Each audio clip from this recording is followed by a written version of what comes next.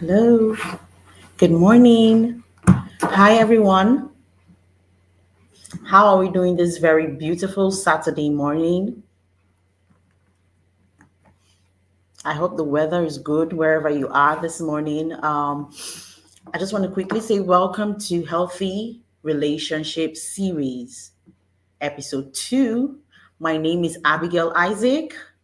Today, we are going to be talking about how to maintain healthy relationships.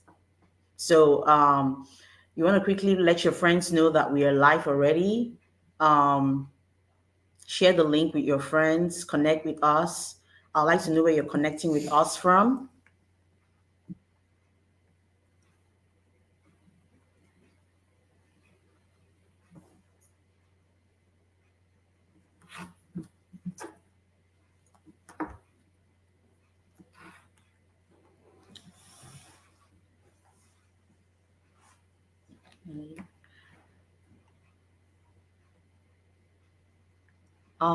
We're going to have very, very interesting people come join us for the conversation today. Um,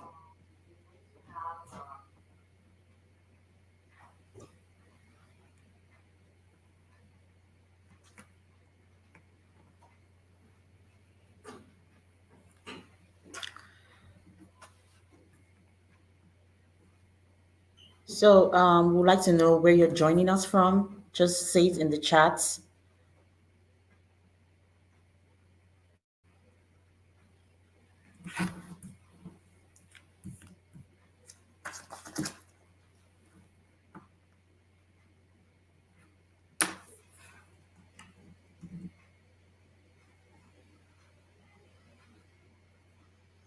Hi.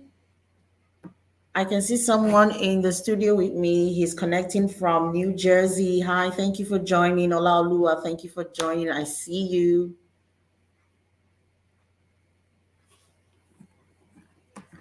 Talking about relationships, I mean, it's always an interesting conversation because, the thing about life is that when you make good and healthy connections, you have a very, very happy and fulfilling life because how your how you feel or how you find fulfillment in life is really affected by the kind of people you surround yourself with.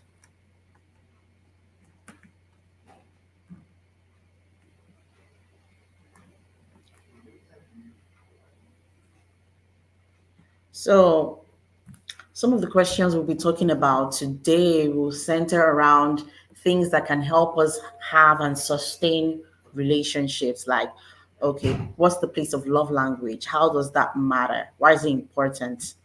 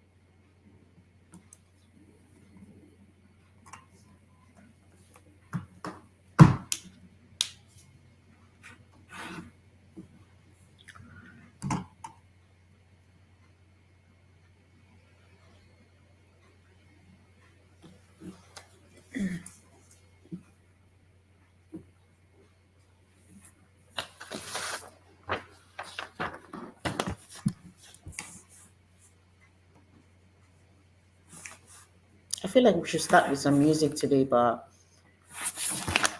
we're back. We're late on time.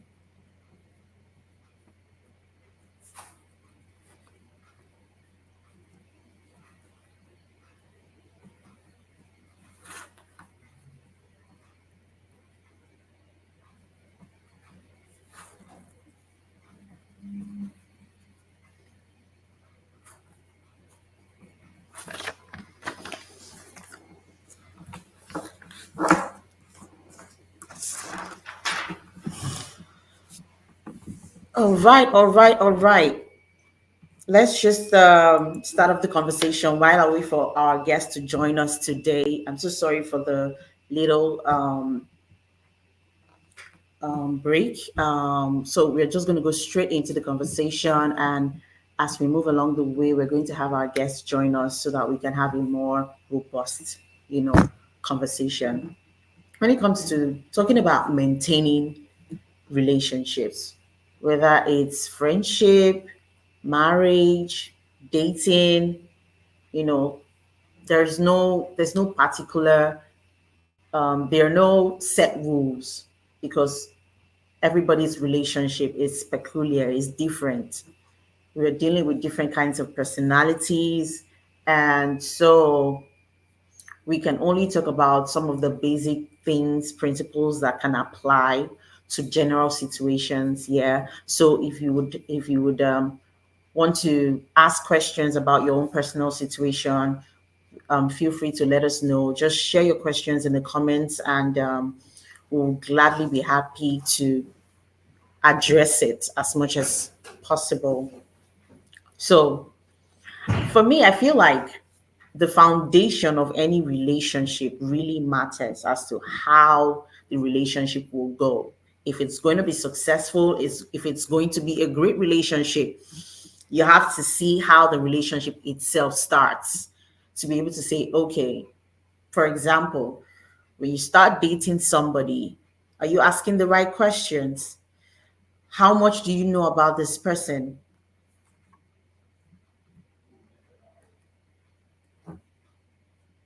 How much do you know about this person? What's their history? What's their background? All right.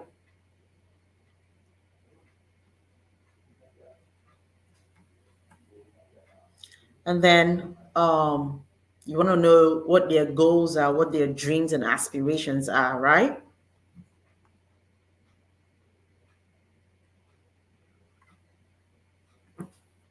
So, and then there are also dynamics like forgiveness in relationship because, you will always get hurt. People will do things to step on your toes, to hurt your feelings. How do you manage that? How do we practice forgiveness? Because sometimes you might feel like what they did is unforgivable, is too much. But how do you deal with that? These are some of the things that we would like to be talking about. So I would like to introduce my very own pastor who will be joining us today. Um, he's here with us today. Hello, sir. Good morning. Good morning. Good morning, Joseph Mahai. Siju. How you doing? Good morning. Hope the weather is okay over there. Yeah, Everything is good. How are you doing today, sir? I can't complain. I'm happy. I'm good. I'm good. Today is Saturday, so it's the time to rest and to think about other thing coming up Yes. for next week. Yeah. Mm, yeah. That's great. That's great. Yeah. Mm-hmm. So before you came in, I was just trying to let them know that we'll be talking about how we can maintain our relationships, whether it's friendship, whether you're dating, Mm-hmm. and also if you're married, how can we maintain that relationship? How can we water it? It's how it's as much as we pour into our relationship, that is how much we will get out of the relationship. And so I wanted us to start from the base of foundation. You know, Mm-hmm. how does the foundation, the beginning of a relationship, of a relationship affect how that relationship is going to go? When it comes to dating, how does the foundation of your dating relationship, because it is good as Christians for us to put God at the center of our relationship. So Mm-hmm. how does the foundation of a relationship affect how the relationship would go in the Mm. future? Yeah.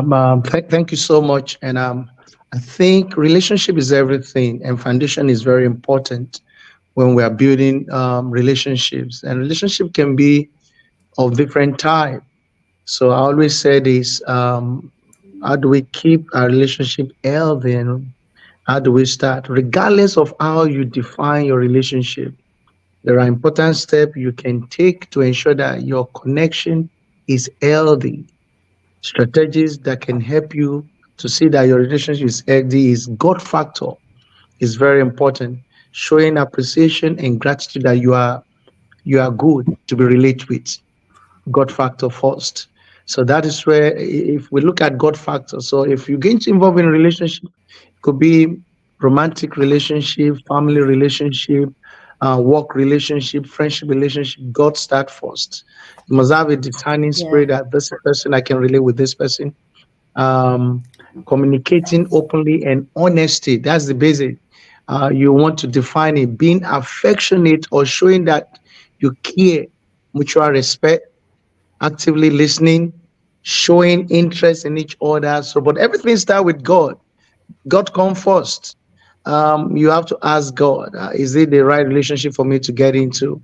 Even if it's just ordinary friendship, you have to choose your friend. Friendship is by choice, not by force. There's some friends you get into as a friend, and that will mess up your destiny totally. So it start the basic stuff from God, because He's the one that created you. He said, "I know the plan that I have towards you. You don't know it." So taking a step without God can mess you up big time. So everything starts from God. Communication is often the single most important things in a relationship. It's very important that we communicate that with God and we communicate that with ourselves. Another thing I will say that we form the basic for your foundation is to discover who you are. Who are you? And in getting relation, you have to discover who you are. Before getting into anybody, I want to know, who am I? What am I doing? Can I handle this? Did I have the capacity? And we talk about strength capacity. We talk about emotional capacity. We talk about productive capacity. We talk about intellect capacity. So you want to have it to handle these things. And then two is you have to love yourself. You have to be able to love yourself. There's no way I can love if you don't love yourself. We're from different background. I don't know your component. You are created in a different way, but you have to love yourself. That is why when you're getting into relation with anybody, the first thing is to define the relationship. You have to define it, no matter how it looks like. Figuring out what matters to you and your partner is an important steps in defining the type of relationship you are interested in having. So you have to define any relationship you're getting into. How you define your relationship depend on various factors. Number one, including what matters to you. So it's basics. What does really matters to you, and how the other person feels about it. It can be anything. Are you a child of God, or you've not yet known God, or you're trying to really know God? So all those things come into being. So you getting yourself into somebody that will not help your life to move forward will be a big issue. You don't marry by emotion. You don't get into relationship by emotion. No, Thank it's you. beyond that. Yeah, Thank yeah, you. Thank you so much, Pastor. yeah. Yeah, Just thank before we really dive into the conversation, I you. just wanted to Mm, quickly introduce our other guest that just joined us. mm, Guys, this is Oluwatola and this is mhm. Dami. Hi, Dami. Hi, Tola. How are you doing Yeah, today? Hi, I'm doing very well. Nice great. for you to have me again, once again. Yeah. Thank you so much for joining us. How are you, Dami? I'm well, thank you Mm, for asking. It's a pleasure being here. Good to see you. Good to see you. So I think that we should just do a little game. Should I call it a game or something for our viewers, those that are watching us? I want you guys to quickly tell us in the comments, what is your relationship status? Okay, if you're not shy, if you're not afraid, if you can say with your full chest, I want to really Tola is already Let me laughing. let me put my Okay. own. I'm married. Pastor started Okay, just say you're already like, okay, I'm married. Let everybody know. it. Okay. So tell us in the comments, are you married? Are you single? Are you in a Single. situationship or a relationship? Or are you still trying to figure it out? If you're shy, you really don't want people to know, you can use numbers. Number one for married, number two for dating, number three for situationship. Just anything that is anything that is not dating or that is not marriage. Just tell us in the comments. We really want to know. So, but Tola, I want to know. I want to put you on the spot. Are you in a relationship or you are single and you're not ready to mingle? Single and praying. Let me put it that way. That's a new one. Single and praying. Praying for Single, Can what, hear my the praying brother? and can, having can hear faith. the Christian out of it praying. What about you, Dami? I'm single. Oh, she's single. Yay. Okay, cool. Right, Tola, we'll get to that prayer part later. Let's be sure what's going on. Oh, Okay, so Pastor Joseph said something about having to define your relationship at the beginning when you started. That is a good foundation. Why is it that these days people just start something, say let's just see how it goes? Okay, it's just a fling. I'm not sure. You understand? And sometimes when a guy and a girl they've been friends, they are having they are going out, they are having good times together, and girls, we easily start to catch feelings, you start to Mm, catch emotions, but in the guy's mind he has not really said anything, he's just like in the surface, right? mhm, So my question to you, Dami, if you knew someone in that situation, right? For the girl, what will you tell her? Should she be bold enough to ask the guy to sit the guy down and say, okay, dude, we've been going on dates, you've been calling me, we talk, we have conversations all night and all day, and you've not really told me where this is going. Do you think it's a bold step, for your own part? And then for Tola, if a girl comes to you and sits you down and asks you, okay, can you define this relationship? Where are we going? Do you feel like she's being too forward? Do you feel like, okay, well, girl, calm down. I'm going to let you know when, I'm ready to make this official. So go ahead, Dami first. Dami, go first, please. So that question is the ideal way to approach it. But as a woman, especially when the man has been very consistent in his actions and is showing that you both are getting along. But I just think as a woman, it's good to be open to the response the man tells you. Okay. So because the man can either say, "Oh, I'm not ready for a relationship, but I like our vibe." I know, right? Vibes. That's the word they use. I know, just or the man can really say, "I like you as a girlfriend. Maybe this is a step for us to define the relationship." So, as a woman, it's ideal to ask that question mm. and just be open to whatever the response the man would give you, and then based on what the man tells you, then you could then take actions on what to do. Okay. Okay. What about you, Tola? What do you think if a um, lady asks you that kind of question? I personally I feel it's best to define it at the beginning. I mean, you may not define it directly, but through your actions you can define it. So, for example, if I meet someone new, I'm not the kind of person that will start calling you 24/7, sending you text 24/7. No, how you doing? Have you eating? That kind of stuff. I try to build like a bridge in between. So if I check up on you maybe this week, maybe it may be towards the end of next week. Next I would check up on you because I don't want to give you that thought like, okay, this guy is being intentional. Because for a guy to be intentional, he has to be doing something consistently for like I think 30 days, and then ladies will start reading meaning to it. And then initially there are some conversations you have with people, and then it's just flowing, flowing, flowing. Personally, I feel you should know when to break it. You should know when to, oh yeah, she has sent you a text, but deliberately don't reply immediately. So because you don't want to start sending triggers and responses. No, it's true.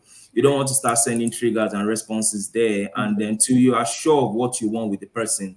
And be careful with the kind of words you use when you're having those conversations as well. So don't start talking about things like marriage, relationship, children, settling down, that kind of stuff. Because those words for a lady can send. I mean, if I'm talking to my guy friends and I'm saying all those words, it doesn't really mean anything. Or if I'm talking to a female friend that we know we are very cool people, like it doesn't really mean anything. But a girl that, for example, already has interest in you, and sometimes they won't tell you, but in their head she's already feeling you, and then you start sending those kind of words, saying those kind of words, being like so intentional, responding all the time. Like if she sends you a message now, you're responding the next 30 seconds. I mean, you're already sending those signals. So personally, there are ways to define it. You can define it verbally, and if you are defining it verbally, you have to be very polite so you don't hurt her feelings.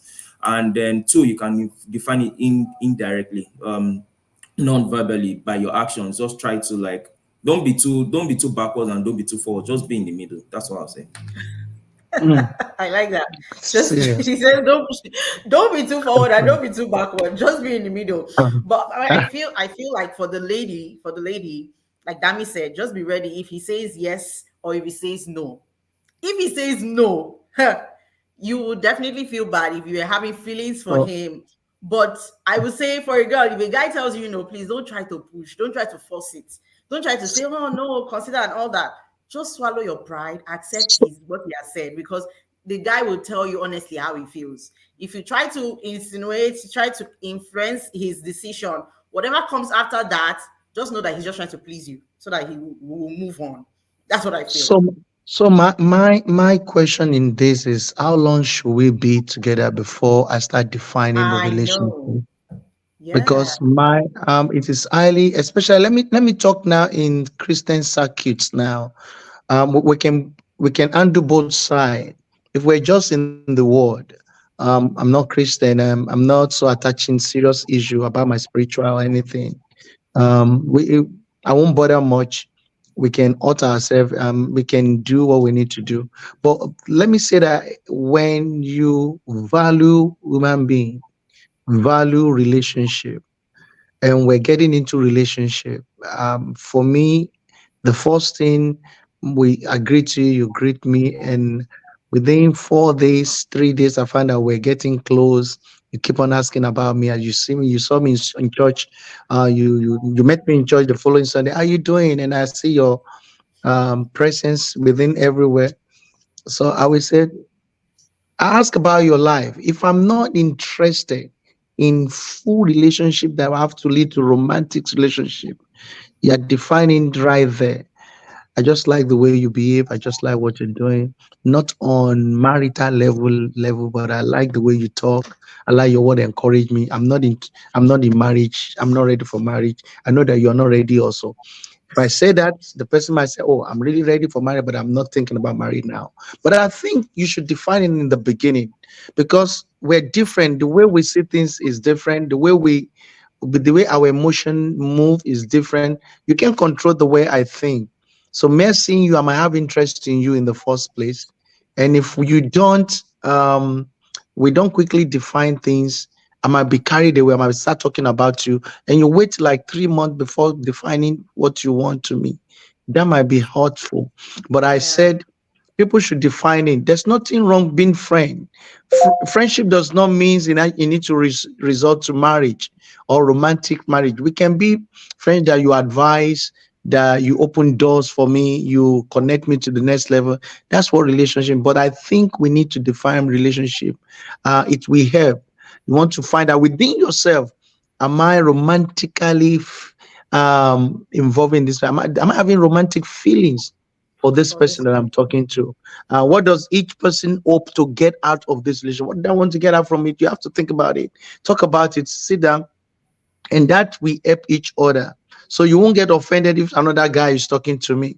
You won't start behaving anyhow if somebody else is talking to you. So how much time do you want to spend together? So like what Bratola said, then you have to careful your language. Communication is everything. Yeah. Don't lead anybody on. The same way men can lead women on, women also can lead men on. And you find that you thought, this girl like me, oh, I just tried to involve, and I said, no, no, I don't like you that way. I just like you as a friend. It's more painful to men than women. And many of you don't know it. The Oh. reason why men don't really come out quickly to say I love you, they're afraid.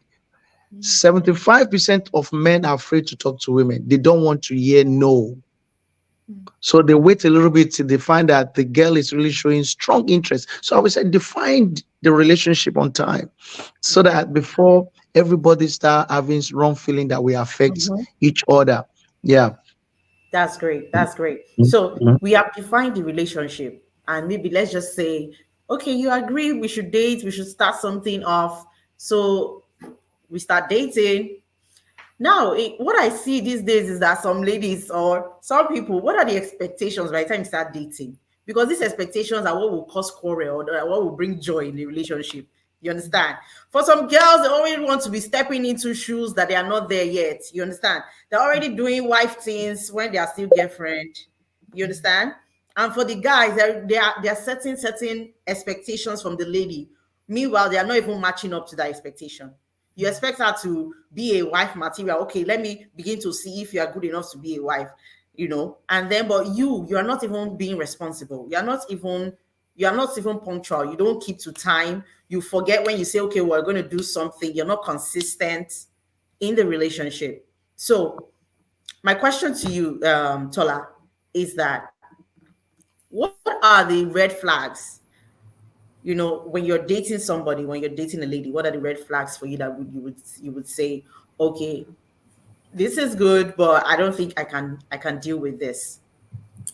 Red flags, red flags. Ah, Omo.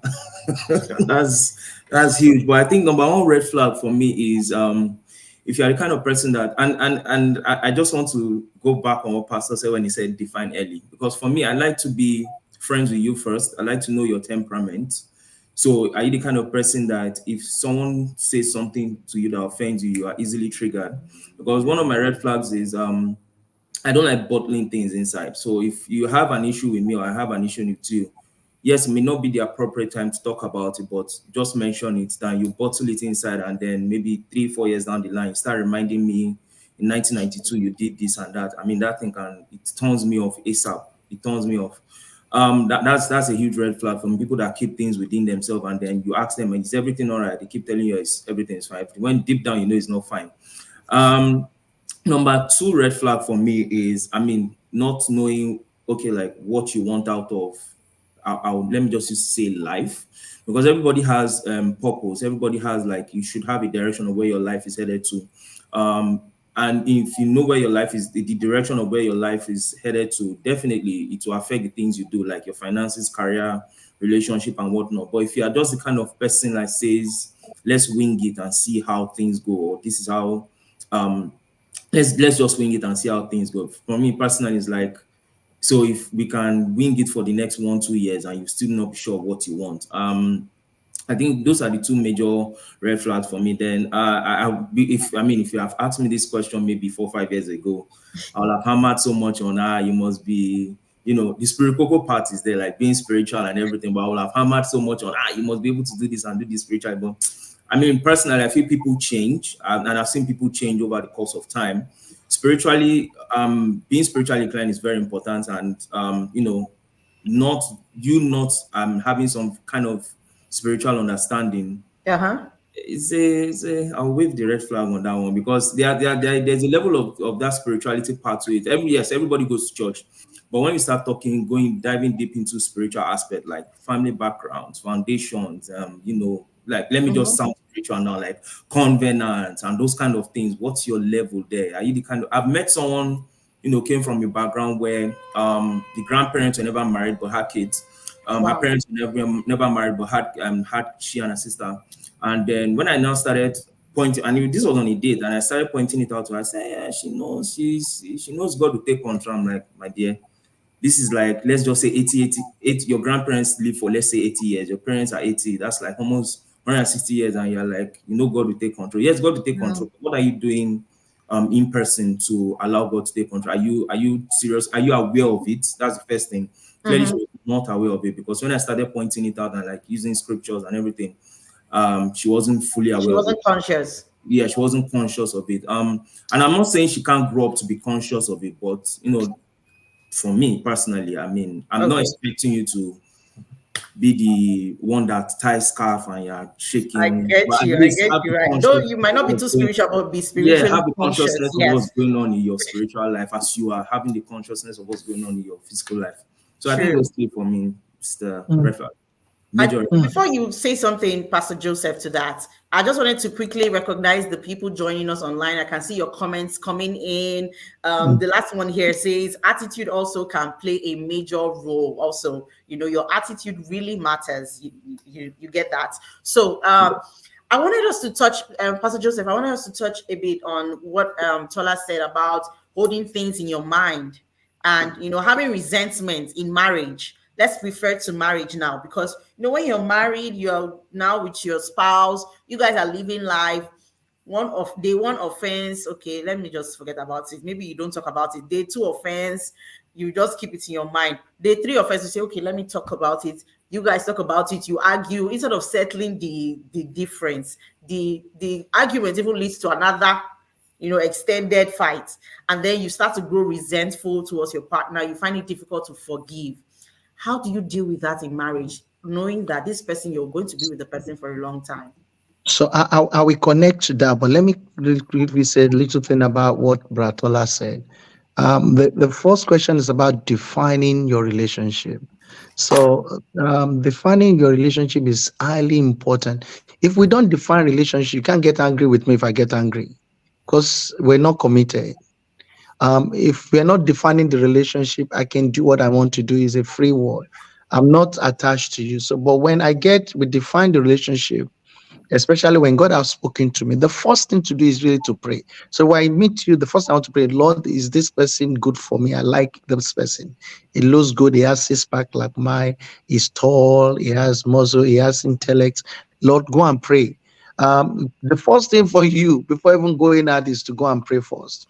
If you have prayed and God said, yeah, go ahead. So the first thing you want to define the relationship with into, I don't know if you're going out, this I'm interested. Then we are committed. Then we talk that in this relation we're defining it. We're not yet married. We're not married in the next 2 years. This is what we're defining. No sex in this marriage.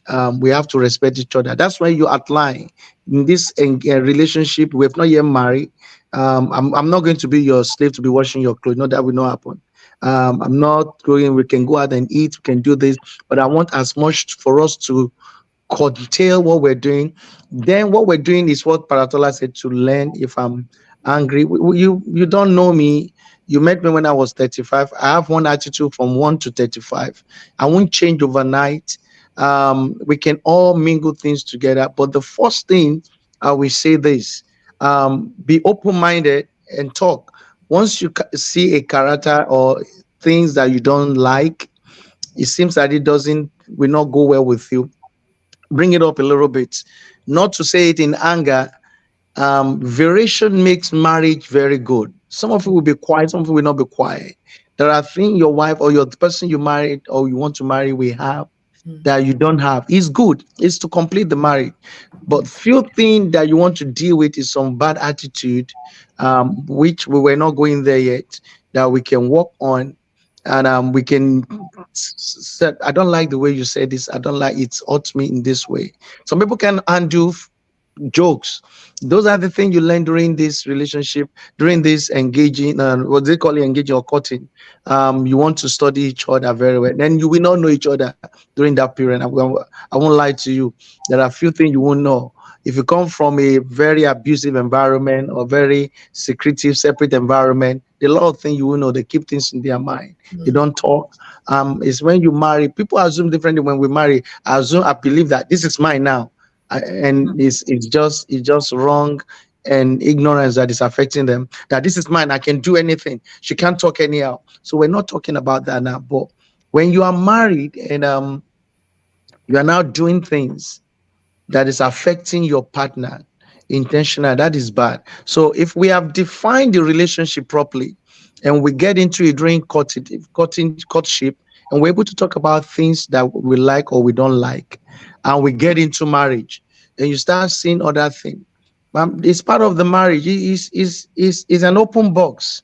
There are some attitude that each one of us will be bringing into that relationship that will be hurting you. Talk about it, communicate, talk about it, talk about it. Well, there's some factor that can destroy relationship. When couple, I said something long time ago. See, when couple enter into a fantasy bond, that's what we call fantasy bond. It's a very powerful one. Then we substitute the fantasy of being connected in a place of re-relating. Some how the fantasy bond start. You find that we're at home, we don't talk to each other, we're on the phone throughout. But because we're in the house, we believe we're married. It's fantasy, we're not. We're in the car, we're both on different phone, we're just talking, but we never relate to each other at all until we get there. And we get to party also. We sit down, love, you cool? Okay, let me hang with my friend. We came there to the party together. But you're hanging with your friend, I'm here alone. I'm hanging with other people. It's like fantasy. We don't even relate. We don't talk. We don't discuss. It's called fantasy. So when a couple establish a fantasy bond, they tend to become increasingly close off to real dialogue. They won't discuss. So if I said you did it, you offended me. I'm sorry. You're so. I'm sorry. I'm sorry. Won't we talk about this? But I'm told you I'm sorry. You see that it's piling up. Yeah. It's piling up gradually, and And instead of dialoguing, they get defensive, Yes. and that fade the law. Are you getting it? So mine will be the first thing: communicate, talk about it. We talk, we So say how do some. you, sorry to cut you, sir. So Mhm, in communicating, when you have mhm, offenses or you're offended by your spouse, how mhm, can we communicate in a peacefully manner, to settle our differences? How can we be sensitive to how we approach the other person, knowing that, okay, you've done something I don't like. Okay, I want to tell you about it. What should the other mhm. person, what point should that other person be listening from, so that, sometimes we get defensive. You want to say, oh no, why we say this? You understand that kind of thing. So how So do we manage communication to settle our differences? the first thing is not to have a angry reaction to feedback. Don't have angry reaction to feedback. If you really want to make it work, don't have angry reaction to feedback. Instead of being open, just open and talk about it. Don't be close to new experiences. Talk about it and listen. Listen to the party that said you offended me. What you said is wrong. Try and listen. Don't just push whatever they are saying aside. You are taking it too much. You're not the one that is offended. I'm the one that is offended. So you have to be able to reason with my offense and be able to let us talk about it. So, and find way for us to resolve it so that that will not happen again. You want peace. That's what you want, unless you don't want the relationship again. So, uh, arguing on things that is not reasonable will not make anything. So, accept your responsibility, accept what you've done. And sometimes we say, I didn't do that, I didn't mean to do that. So, you didn't mean to do that, but it hurt me in this way. So, I'm sorry. Sincerely in your heart, be sorry for that. So that things will not fall apart. It's highly important. And So I wanted to ask a follow-up question to that. mhm, mhm, For let me say, Dami, for example, if you mhm, were in a relationship, you're having differences with your spouse or the person you're dating, and then you notice that each time you come to him to say, okay, you did this, I don't like it, you're communicating, and then the next thing he's telling you is that he's making you feel like it's all in your head. You understand? Maybe you're overreacting. It is you, it's not me. You are misunderstanding the concept. He doesn't really respect your emotion. How would you handle that kind of situation? Is it I, to Dami or to me? the To question is to Dami. Mr. Joseph. Oh, to me. Dami, yeah. Yes. Oh, I think my my whole outlook is to get to understand the person more. And I understand, I already expressed myself that I feel offended by that action. And I would like to ask the person, what was your intention with that action? What did you mean to do? And just hear, listen. That's one thing I learned: listen for the person's intention. And when I hear the person's intention, I was okay. I s- and um and when I hear the person's intention, I think first of all I'm self-aware that I'm upset. But to bring peace and to resolve it amicably, I would hear the person's intention. I say, for the future, if that's your intention, I would prefer you do it this certain way. And then hopefully it goes well. but sometimes, but sometimes one thing I've also realized is that people also feel inadequate or feel bad when they hear that another person is offended by their action. And that's when they start to overreact or they start to gaslight the other Yes. person. But Mm-hmm. like, it's not really about, or maybe if the person already feels inadequate, or I'll probably just give them a compliment somewhere to make them feel better. Okay. Then I was okay. As long as I already validated that emotion of them positively, then I'll say, let's come back to this situation. This is how I felt offended. Maybe I'm sensitive. Maybe you're right. But for me, I understand that was your intention. But in the future, you could approach it a certain way and it will be good. And then Fantastic. just hear the Fantastic. person's feedback. The person might say, "Oh, it's all in your head," whatever the person is. But I think that sometimes at that point the person might not really be getting it. But when over time when they reflect and Uh-huh. as long as I put an action plan in place, Mm-hmm. When that situation happens again, they will think about the action plan and then hopefully work on it. Thank you so much for sharing that. I wanted to quickly remind our viewers that you can ask questions, you can follow the conversation. Mhm. Just go to the comments and just share your mind, pour out your heart. We want to hear from you. What do you think? What are your thoughts about these conversations? We're going to ask you questions once you are able to send it across to us. So just type in the comments what your questions are, and we will be able to address it. So now going into maintaining, keeping that relationship alive, keeping the romance alive, making it fun, interesting. We'll look at it from Mhm. all the angles: dating, marriage, friendship. But let me start. Let Pastor Joseph talk to us about, keeping your marriage alive, keeping the romance alive. What are the things that we can do to keep the marriage interesting, adventurous, something that you are not just being a parent, going to doctor's appointments, coming back and doing work and job, doing daddy and mommy duties. So, what are the things, sir, that you do to keep the relationship and the romance alive in your marriage? Few things you can do. Number one, learn the language, the love language of your partner, Love language, and yes. And and, what's your and love try language? and love.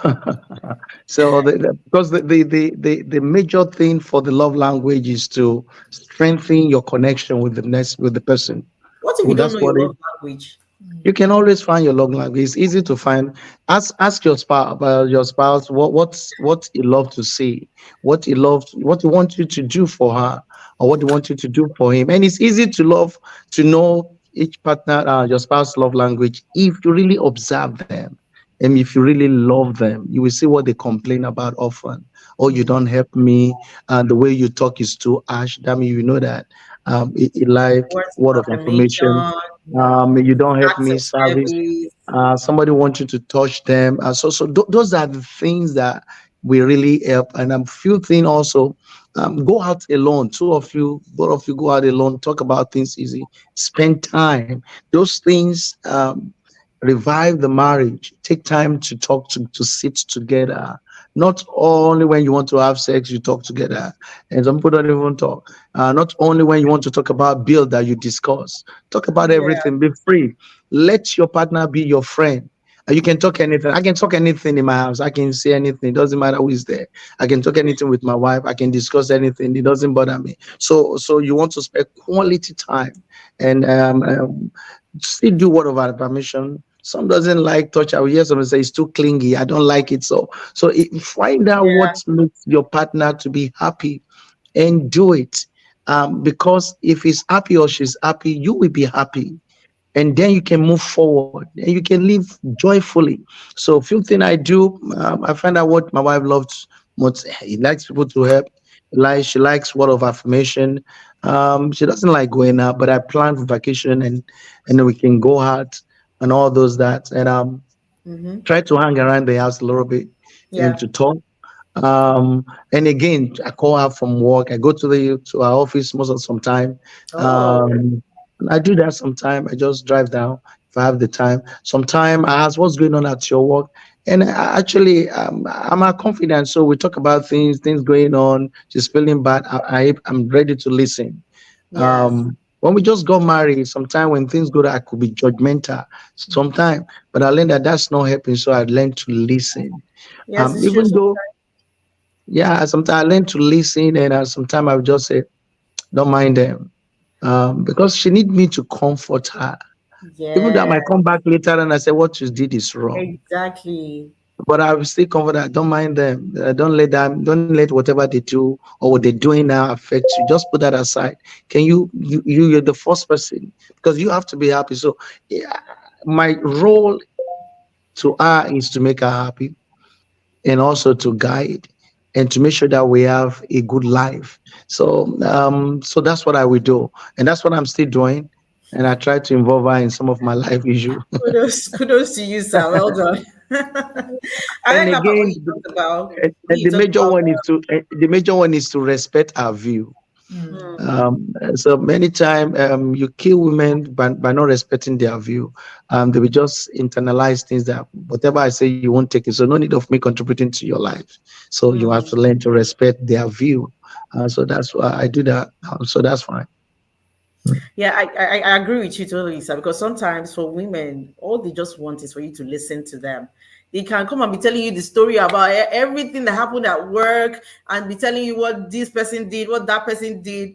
And men, I think that they just always want to come from that point of, okay, what's the solution? Let me start doing the mathematics to give her the answer.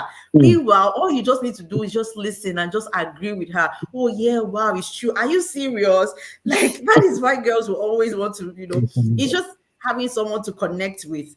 Most times the woman knows the solution to the problems that she's telling you already, but she just wants to have that connection with you to say, okay, just hear me out. I just want to give me a shoulder to cry or comfort me. So I totally agree with you, Pastor. mm. You also said something about ladies that, or when your spouse is being clingy. I wanted to ask Tola that, okay, you were dating a girl, are she just falls madly in love with you, and all of a sudden you wake up one morning, she's become so clingy. She's the first voice you hear in the morning.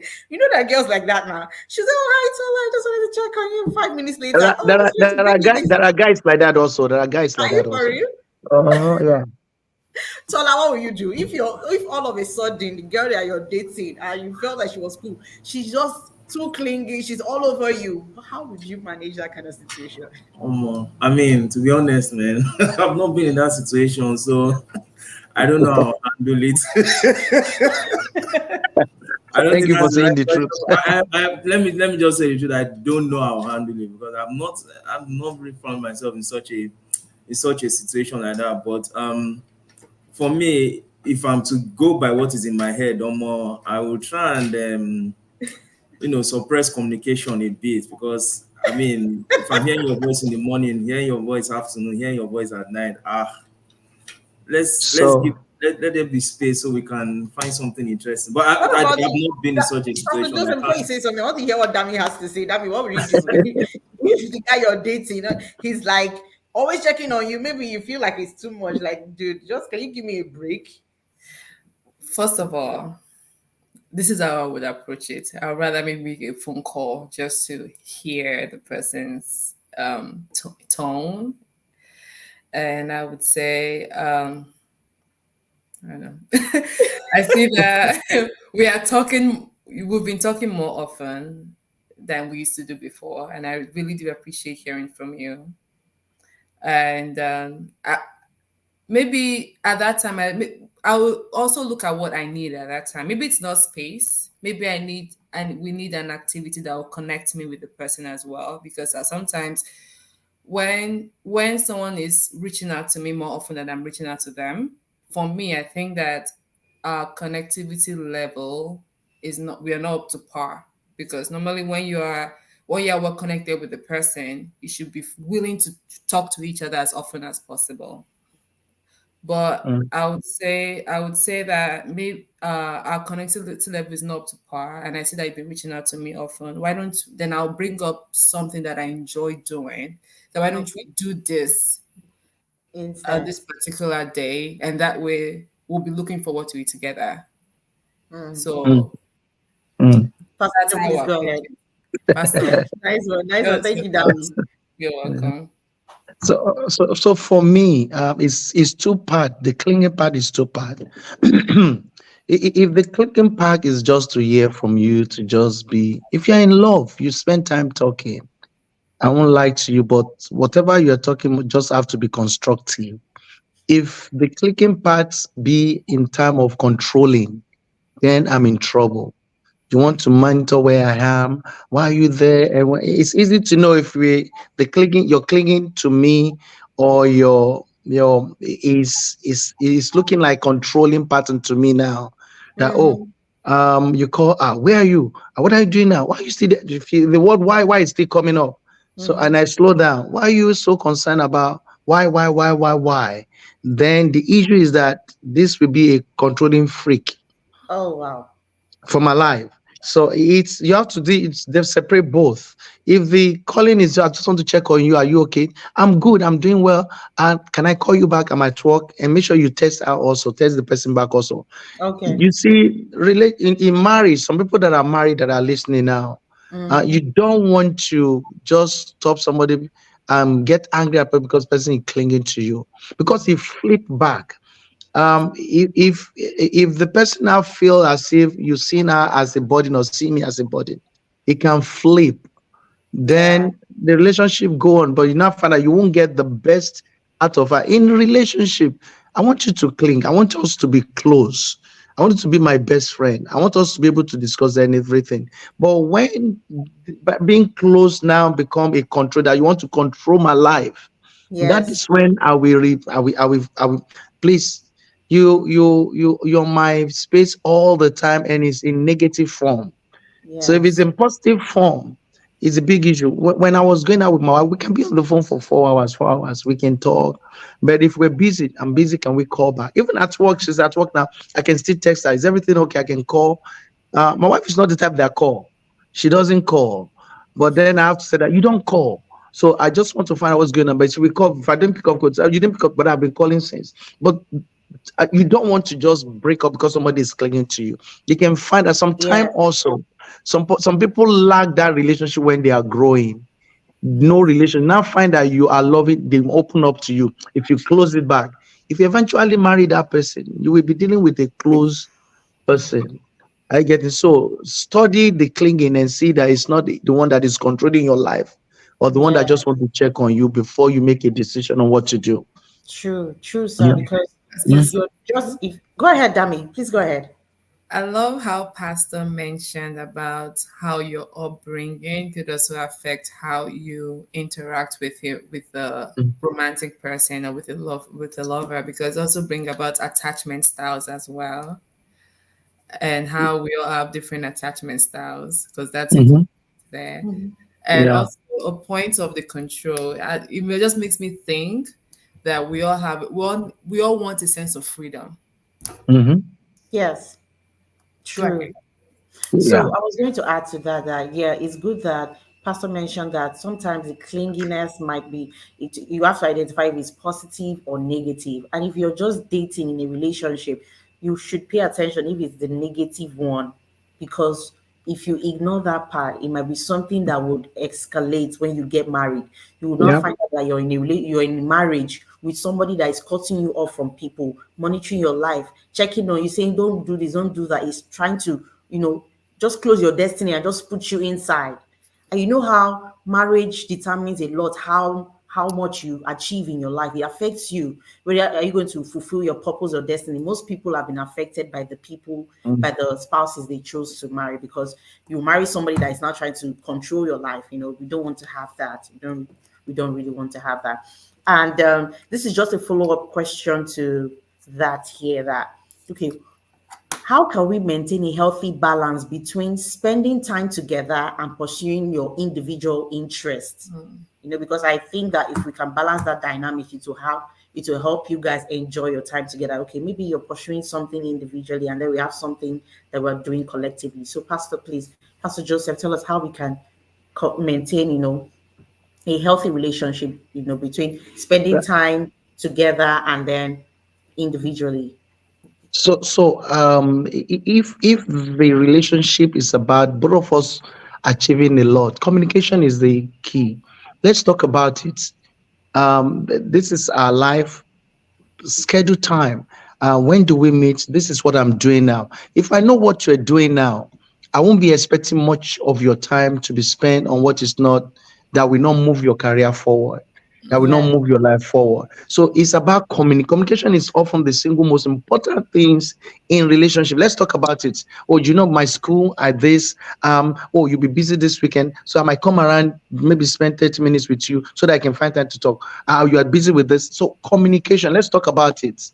And once we talk about it, we can now say that this time we can use this time to do this. We can use this time so that we can all be on the same page. So if you're doing things and you didn't properly, there's no proper communication about what you're doing and how to manage things, there will be conflicts. So I will say communication. Let's communicate. Let's talk about what we're doing. Let's talk about our plans. Are we getting it? You can have your plans, I can have my plans, but we can have the one we bring together to Together. move the family forward. So relating with somebody shouldn't stop your progress individually, shouldn't Yes. affect your own lifting. Is a wrong thing. I said, since we're married now, you have to follow all my vision. That is a very wicked one. So we all came here for a purpose, and we should be able to help each other's vision to come to life. Are you getting it? So, but that's what I need to say concerning that. Yeah. All right, great. Thank you so much, Pastor. Let's talk Mm. about. I wanted us to quickly just talk about, there are some of the things in relationship that usually cause, conflict. Like, for example, finances.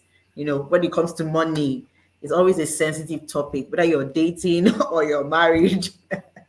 Once it comes to money, is either the lady is claiming, okay, it's our money, my money is my money, or when it comes to like settling bills, paying for this and that, people, maybe for the ladies, might have more expectation for the men. But the society is changing now. I don't know, there's a different dynamics to it. So let me ask Dami, what would you think? Dami, I'm I'm not coming to you. married.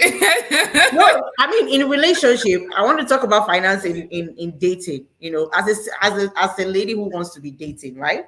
Yeah. What are your expectations from a guy that you want to be dating financially? Do you expect him to be, he should be financially okay? Should he be the one to take up some certain bills? Girls are really having demands on guys right now. Tola is adjusting because he knows that this topic is serious. But let me hear from Dami first. I- Personally, I can afford my basic needs. I know, So, right? so Yes, that's any, it. any guy that wants to that is generous and is Mm-hmm. trying to give me money, I would really appreciate it. Like it's not a need for me in a relationship, but I would see it as a plus for him that is a generous person. And I would take the money. But in terms of Mm. like my basic need, I mean, And of you will take it. But what if course, What if, yeah, we get that. Yes, you are fine. That means you're comfortable. But what yeah. if this guy he has, but he's stingy? And You will that's a notice sign that. that he's not a generous person. That's already giving you feedback about himself that he's not a generous person. Or maybe he's not there in the relationship yet that he feels like he needs to provide. That's another thing to look at as well. Okay. Maybe he's not there in the relationship yet that he feels like he can provide, or maybe he's generally not a generous person. And I think relationship, what I've seen before, that's why it's important to date and court before marriage, Yeah. so that you start to see those qualities. And if you see those qualities that are displeasing, it's either you address it and you just and hear the other person's opinion. And when you hear the other person's opinion, it's like, okay, I hear you, but this is not. You can think in your head that this is not what I want. You could either continue the relationship Mm-hmm. or just you both go different ways before Yeah. you get into marriage. Because I think that's the importance of dating and courting, to get to know each other more and determine if this Mhm. is worth going to the marriage or Mhm. stopping right there. Yeah. What about you, Tola? What Mhm. do you think? What do you think about that? If it's still in the terms of finances, I mean, it's personally, it's very important. And from a single person's perspective, I mean, I'll personally say you should know what you can afford, and or cut your coat or your shirt according to your size. Mm-hmm. And be open. I know there are girls out there now. Once you tell them, "Oh, sorry, I can't afford this," they begin to look you a certain kind of way, and that's still the thing about the underlying factor about friendship. But me personally, I mean, if I can afford it, yes, fine. If I can't afford it, I'll tell you upfront. I don't think I can afford this right now. I mean, I don't really care how you look at me. If you look at me one way, it's your cup of tea. But if I can do it, I'll do it. But I noticed there's a trend with women now. It's like it's called the billing trend. Like you see women billing guys unnecessarily, and I'm like, the heck is going on? Oh, I want to do this, I want to buy this. They'll bill the guy. They want to do this, they'll bill the guy. I mean, from a guy's perspective, and I stand corrected. Yeah, a guy can know when a girl is a liability as well, because Mm. most guys don't want girls that are liability. So if a guy Okay. takes you out first, second, third date, maybe fourth date, have the initiative of, don't worry, I'll handle this one. It depends on how you guys flow. But if it's Mm-hmm. always a guy is taking you out multiple dates, and not even for once have you even like tried to bring out card, That's back to red flag. Oh. So That's you, so you all guys like the rich. Wait, hold on, you make Tola. attempt, just bring Okay. out the card and So say, you "Oh, like don't the worry, I'll pay rich. for it." At least you show that thing, but you just sat there, you are looking, you want now that takeaway. Madam, She please said, stop. I want to order takeaway. She even Yeah, brought her that's really friends red too to come flag. and take extra. Can you imagine? But The I mean, first, audacity. first, second date, fine, I'll do it. Third date, maybe, but fourth date, I mean, bulge now. Just pretend, and I'll tell. Don't worry, I'll tell you what. But if you bulge, omo, Pastor Joseph, please go ahead. Let's talk about So, so, finances. so what they said is good, but there's nowhere in the word or in the Bible that said it's man that have to be the ATM. So, and I'm saying this generally, no women. So we're all equal in different area. We can be more great financially than each other. The lady can have better job than me. um I can be the husband in terms of leadership and to just lead and direct, That's but that Yeah. does not means that I'm financially buoyant. So when it comes to financial management, even when you are dating, and I said this to more young people, I've seen people make that big mistakes, that what you're looking for when you get a guy, everything is about money. I want the guy to have something doing. I want to have something reasonable doing. Mm-hmm. You marry people as per where you're going, not where you are now. If the person is still in school or doing things, is tedious, sorry, and is yeah, is a good person. Tomorrow can be good. When we got married, I was working in the. I can tell you where I'm working. Nothing, but we're good today. But I can say that you don't. Money is not the basics. The first thing that you want to look at. The second thing about it also, when we come together, communication also. How do we want to manage our finances when you get into marriage? How do we? So with my little experience, 75% of women are open with their money. Mm. They can give anything. But when they found out that you as a man, you are not truthful Mhm. and you are not straightforward, you taught them. You start seeing that they are hiding money. Go back and talk to most women that are hiding money now that they don't open up. They've involved in relationship where they open up, they give all their salary, find that the man is using their salary to be taking care of family, take care of something, but the man does woman doesn't know. I've counseled a lot of people and I found out, wow, this is going on. You're using your money, using the collective money to be taking care of national cake. But for me, I can't get part of it. If I ask for $10, you will complain tonight, tomorrow. So mine is this. We all have to come and talk. Let's communicate about how do we manage finances in the home? What is our plan for investment? Especially when you're planning that you have children. What is so family have to plan which money are we putting aside for emergency, which Mm-hmm. money are we putting aside for the school, which money are we putting aside for investment, which money are we putting aside for God. And those things are highly important. So it's not about this have more than me. Anybody can have more than, but if we agree and we know where we're going, Yeah. we have already crafted our marriage, our family is a nation. Your family is a nation. You have to see it as a nation. One person is the president, vice president, the citizen, the children, everything. Yeah. Financial planning is very important if you don't want to work in poverty. So mine will be two of you have to plan. Don't deceive yourself. Don't manipulate each other. Be straightforward. If I have money, I don't want to give it. I will let you know I can give it. And this is very important to us. And I've said this to marriage couple: be open about your finances to your husband. I learned from cultural wise, and then people will say, people, especially people from Africa, my father doesn't show people everything about money. And you have money, your wife wants to do things, and you keep it to you. You keep it to yourself. Your husband wants to do things, you hide the money, but you can help other people, but you can help me. So God forbid things will happen and things turn around. What will you do? And I've seen that happen several times. So mine will be, let's sit down, let's plan together, let's be open, let's be sincere with each other financially. It's just money. It can fly to anywhere. So we shouldn't take it so serious. There's nothing wrong in buying food, taking people out and buying food. Yeah, we're Yeah. married, but I go out many times. We go out. I'm the one that we ask us we should go out. My wife is the one that we pay. We just bring out the card. I said, let me pay now. No, no, no, don't worry, you pay. But that's That's every it. home have to be put together what they want to do. So Yeah. financially, it has to be planned. It has to be a thing you sit and plan. And plan. And that's And what I say. Yeah. yes, and communication also. Pastor really Yeah. stressed on communication. It is Hmm. very, very important in any relationship. For any relationship to work, there has to be communication, open communication.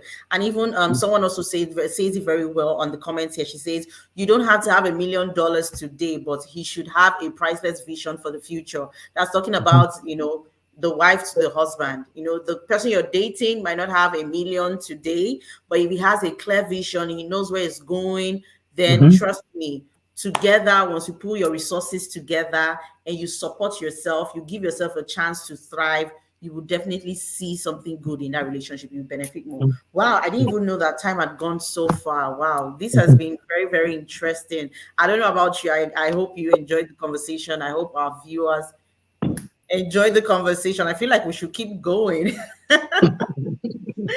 Yes, I feel like we should keep going. But before we go ahead briefly, I wanted to quickly tell our viewers that this is Holy Ghost Christian Center Healthy Relationship Series. Thanks to our Pastor Joseph Siju that give us this platform to talk about the issues that are affecting us in our marriages, in friendship, in dating, which I feel like a lot of us are struggling with. And I just appreciate this platform for giving us the opportunity to address these issues. You can join our services online. If you're not in New Jersey, we do our services every Sunday from 9 a.m. Our second service is by 11, right? I'm right.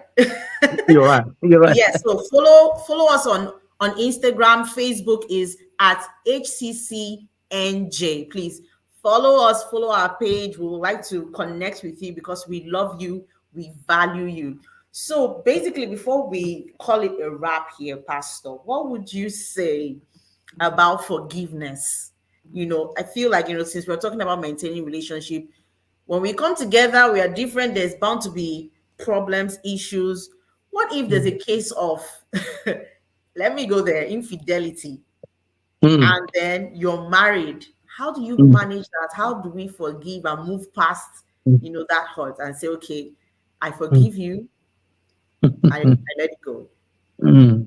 But yeah, but before we will go, I want to also remind people that April 5th and 6th, we're going to be having a deep talk about relationship. So, Yes. how do I forgive my partner that I'm involved in infidelity? Certainly, it is more difficult to forgive someone for years of infidelity than for a minor mistakes that we make. I will say the first thing, if you're a Christian, you need Holy Spirit to help you. You need Holy Spirit to help you. Be open, be receptive to forgiveness. You have to be open first. First, forgive yourself, and ready to forgive the other. Be open to it. Make a conscious decision to forgive. You have to be conscious. It's not easy. That somebody you love just went there and do another thing. Try to let Holy Spirit help you distract yourself from flashback of the betrayal thought, because the thought will keep on coming. It's very tough. You need God to help you to distract your thoughts when the flashback, when the negative thought comes back.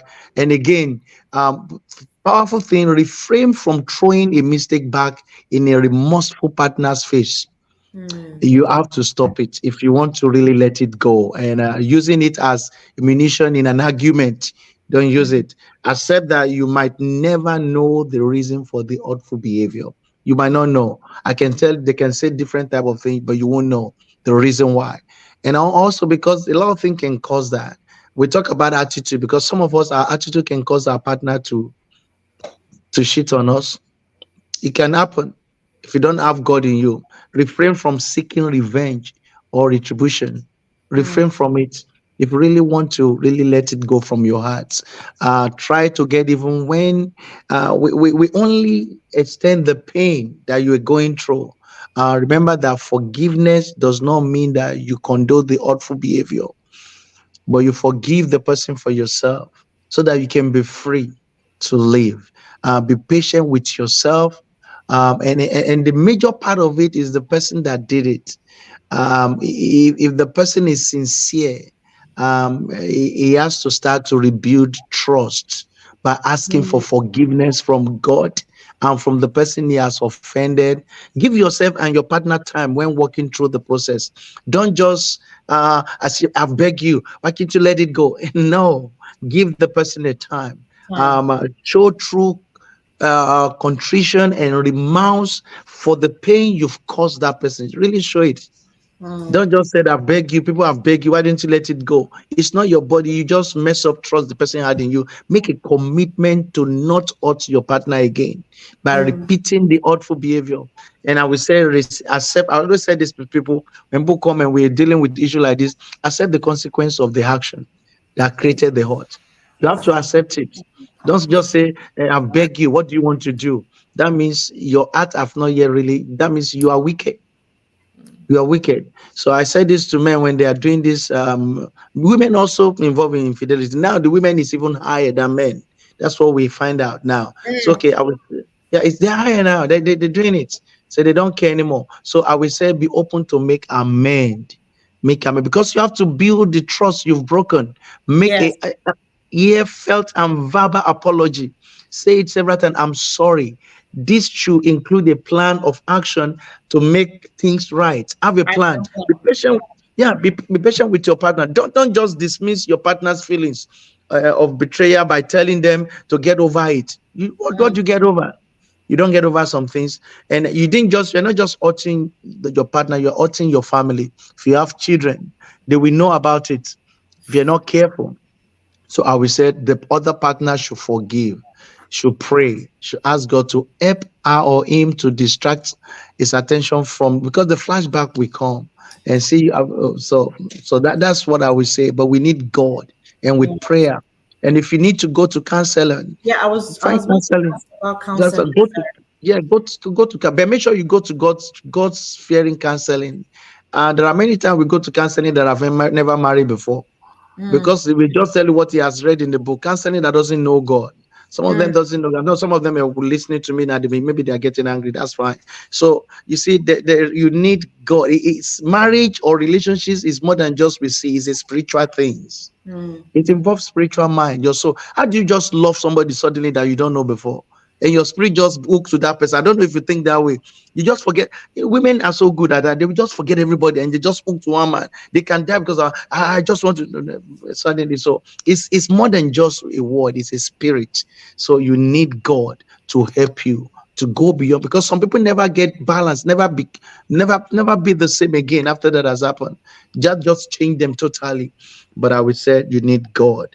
Everyone makes mistakes and everyone needs to forgive and be forgiven, please. Yeah. Mm, Thank you so much, Pastor. mm, I have another mm, question to ask, but I don't know if Tola or Dami wanted to add something on the forgiveness part.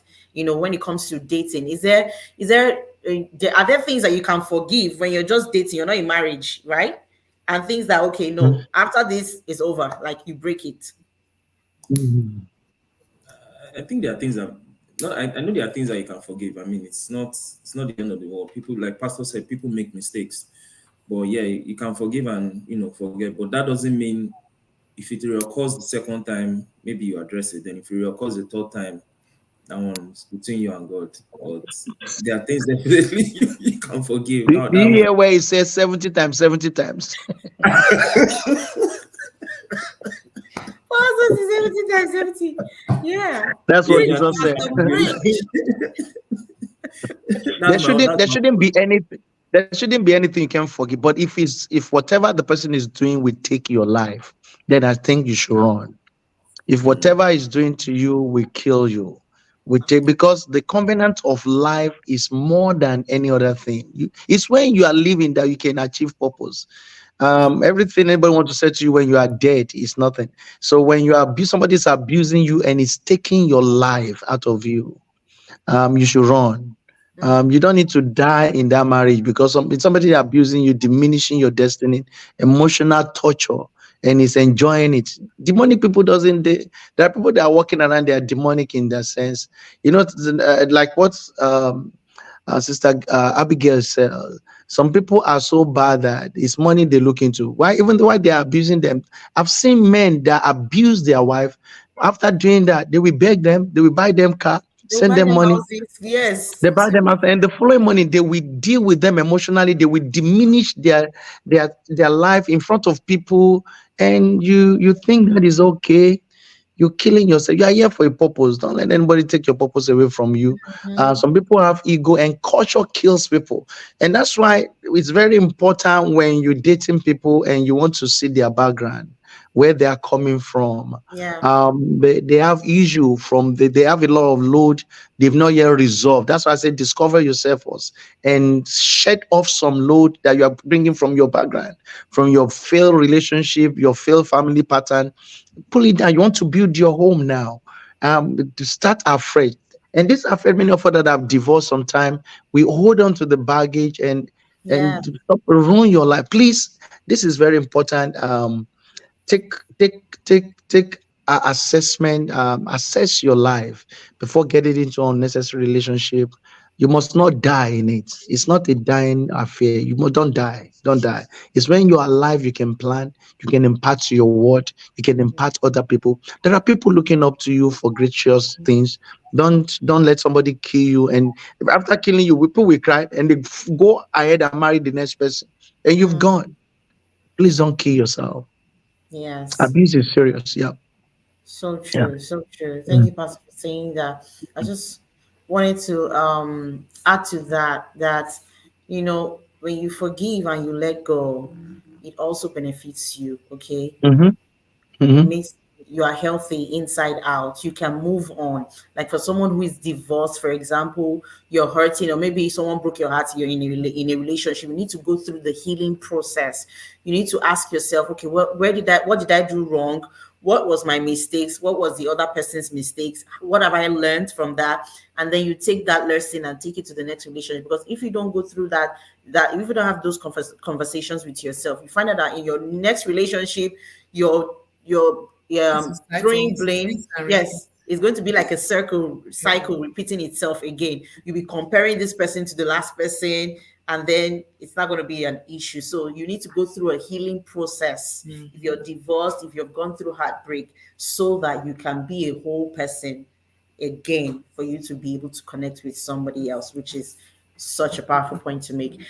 Quickly, there's just this question about appreciation and showing gratitude, because I know that sometimes in relationship, in marriage, we tend to take our spouse for granted. Oh, I've seen it. Okay, like you don't even notice the sacrifices, the little things that they do out of their way. You feel like, okay, it's normal. Let's just move on. So how can one foster a sense of appreciation and gratitude for each other in this world where people are feeling entitled? You feel like that is your expectation. You're supposed to do it. So because I feel like appreciation also helps. We serve a God that once you worship, you give him thanks for what he has done, he will do more for you. So how can we foster gratitude and appreciation?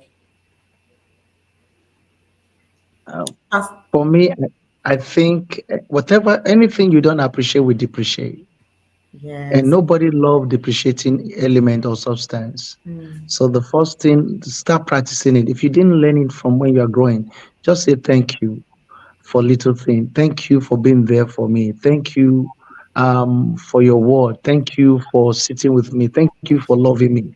Start from there. There are some people you can sit with. There's some people you can talk with. But me, the fact that the person can even take my heresies and my thank them. I thank you. Thank you for what you're doing. Thank your wife. Thank your children. Thank them for little food they prepare. It might not look what you, but say, thank you for this food. And Yeah. appreciate them. Buy them something. I always say this. Not every time you condemn things, we made that mistakes long time ago that we just want to talk about things, condemn things, not appreciating people. I think we should start working on it. Tell people how you feel. Don't let them die before you start telling them, and he's the wonderful person. I tell somebody, don't wait till I die, start carrying, having six people to be carrying my cups. Pastor is a nice person. Tell me now. Tell me now. Don't wait. Don't Thank you. wait till something happens. Let, Yes, that's so true. I think Dami wanted to say something. Add to that. Thank you. I can go give you ahead, my sir. Go ahead, man. now. So I have a follow-up question for you, Pastor. Like sometimes too, appreciation is great, but what happens when? Ah, Go ahead. No, I said Dami, go ahead. okay. I said appreciation is great, but what happens we can. when? We, Go ahead. I pass. Let's see something. Pastor, can you hear us? Y- Your phone is breaking. Your phone is breaking. Damn it, we can hear you. Oh, Ooh. I mean, he says your phone is breaking a bit. Okay. Let Oh me. yeah, go ahead now. Okay. Okay, continue. So sometimes people really have the intention to appreciate.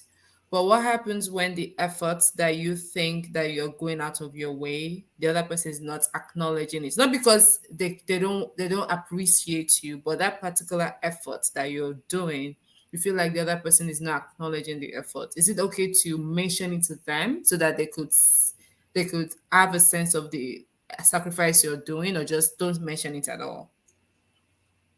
What So do you think of the my will be pattern the what you want him to do first. You just the person do anything, just say thank you so much. Intentionally mention what he did. So model it? say it, model it, say it. Thank you so much. This is what you did, and to concern is with time, you now find that you love this. If you can be pointing out to what he has done or she has done, unknowingly to you, she will dance into it. Instead of you condemning or criticizing that you didn't even thank me for the food I cook, you didn't even thank me if the food is sweet or not. So people change intentionally. If you start pointing at what they didn't do, they will just block you off and close down. They won't say anything. They say, so you are expecting me to thank you every time you do things, but don't say anything. Just thank them for what they have done and Mm, mention it. And so just model it and let them say, yeah, sounds perfect. Thank you. Thank you yeah. so much, Dami. Thank you, Pastor. Thank you, Tola. This has been such an amazing conversation. I really enjoyed this moment. And remember, guys, we continue this series next week, Saturday at Man, 11 a.m. So remember to lock your calendar, set your alarms, and join us online. Follow us at HCCNJ on Instagram, Facebook, YouTube, and we stream our services online also. So we'd like to connect with you. We value you. We love you guys so, so much. amen. Let's just say bye. Have a lovely day. Enjoy Have a yourself. lovely day. Thank you. God bless you. Amen. Bye. Thank you so much.